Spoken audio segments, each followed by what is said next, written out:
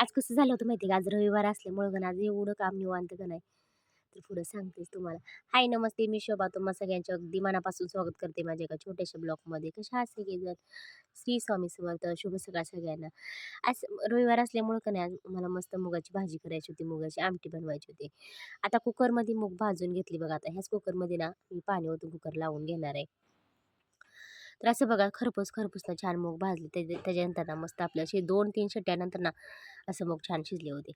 आता मुगाची फोडणी द्यायसाठी थोडंसं जिरं वगैरे टाकले, थोडंसं मोहरी टाकली आणि मस्त ठेचून घेतलेला लसूण टाकला थोडंसं, धने पावडर थोडेसे आणि हळद टाकली. आता हे जे रोजचे मसाले आहेत आपले आणि अगदी आता मी मिक्सर बिघडल्यापासून ना उकळातच हे सगळं बारीक करते मिरच्या वगैरे. त्याच्यानंतर बघा मस्त मुगाची आमटी करून आता भाकरी बनवायला घेतली. आज काही पोरांना सुट्टीच होती.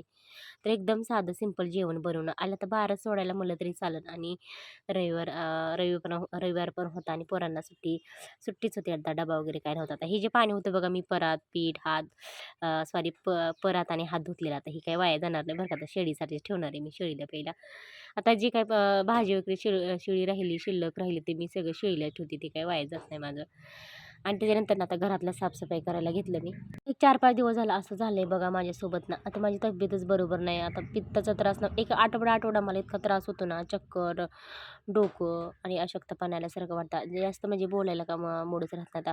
कधी पण व्हिडिओ अपलोड करते मी. टायमिंगला काही व्हिडिओ पडत नाहीत माझे आणि जास्तीत जास्त व्हिडिओ शूट पण करत नाही. तर आता सकाळी ना सगळे कामं आवरून घेतली. कपडे, भांडी, देवपूजा. त्याच्यानंतर ना आता गॅस घासायला घेतला. तर एवढा गॅस खराब झाला होता का नाही, सगळं तेलकट, चिकट झालं होतं.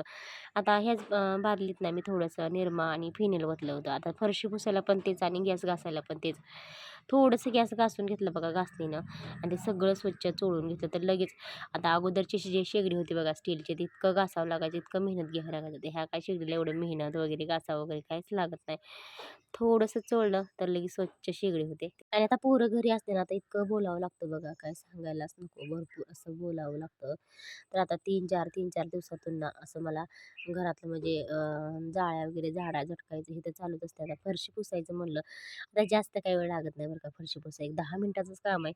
तर मला जसं जमेल तसं पुसत असते. 1 दिवसाआड आणि कधी-कधी दररोज, 2 दिवसाआड, कधी दररोज असं मला जसं जमेल ना तसं पुसत असते मी फरशी. जास्तीत जास्त करून बघा सकाळी स्वयंपाक करायचा असतो आणि त्याच्यानंतर काही जमत नाही. 3-4 वाजता हे मला सगळं काम करावं लागतं. पण आज स्वयंपाक झाल्या तर मी गॅस वगैरे घासायला घेतलं. तर हे बघा एवढा स्वच्छ गॅस झाला होता. इतकं तेलकट आणि चिकट झाला होता ना, एक 3-4 दिवस मी अजिबात गॅसला पोचलेच नव्हतं. त्याच्यानंतर आज सकाळी ना माझ्याकडून हे चहा उतू गेलं होतं. तर हे चहा तर सगळं म्हणलं आता पुसूनच काढायला पाहिजे. आणि मी त्याच्यानंतर ना त्याच्यावर बघा अगोदर ते सगळं वाळून गेलं. त्याच्यानंतर ना त्याच्यावर मी सगळं पाणी टाकून ठेवलं होतं अगोदर एक 10-15 मिनिटं. म्हणजे ते सगळं ओलं झालं ना निघल म्हणून. हे असं झालंय माझ्यासोबत.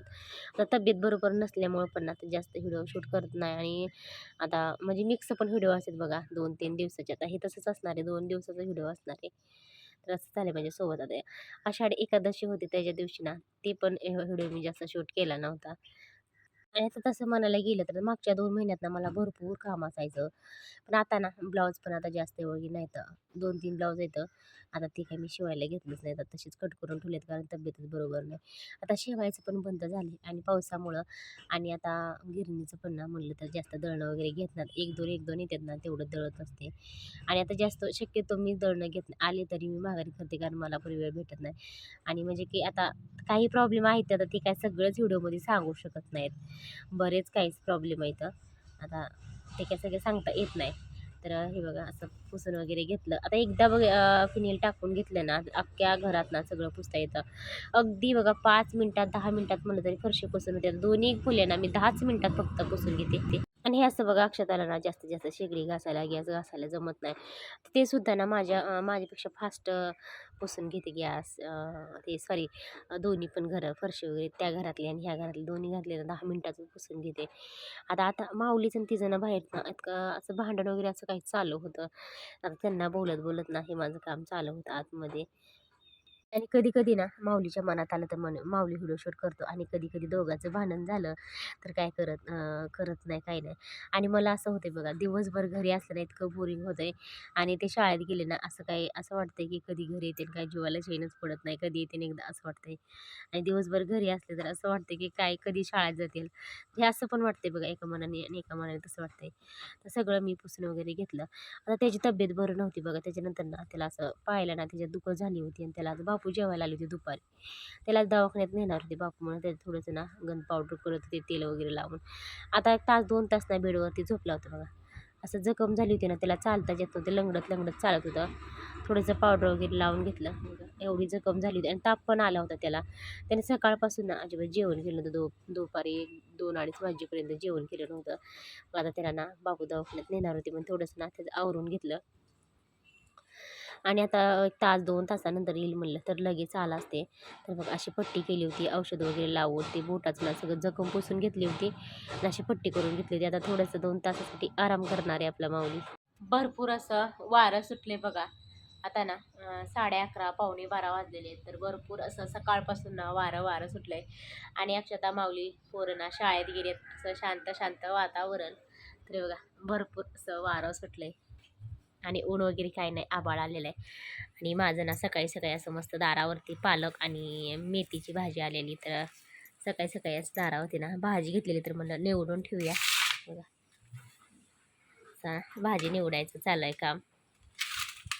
आणि घरातलं ना उद्या एकादशी असल्यामुळं घरातलं पण आता साफसफाई वगैरे करायचं. तर सगळी घरातली कामं वगैरे आवरून घेतली.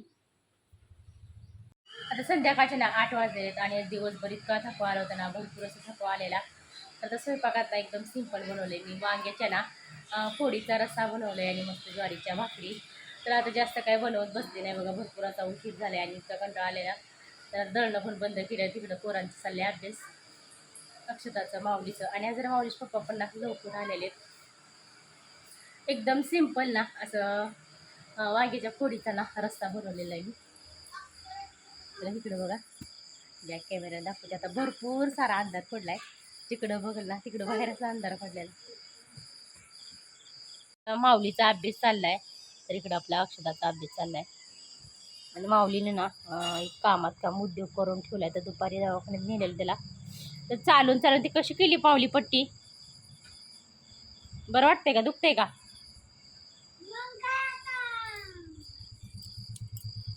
दुखतंय दुखतं हे का, चालून चालून नाही कशी पट्टी केलेली आहे. तर भरपूर जखम झाली. हे का इकडून निघले चालून चालून. करा अभ्यास. अंधार पडला. इकडं आपलं अक्षूचं पण चाललंय अभ्यास करायचं. आणि मस्त आपल्या मोठ्या मोठ्या इकडं ज्वारीच्या भाकरी आणि आपल्या मस्त वांग्याचा रस्सा उकळतो. असं थोडीच ना वांग बनवलेले मी.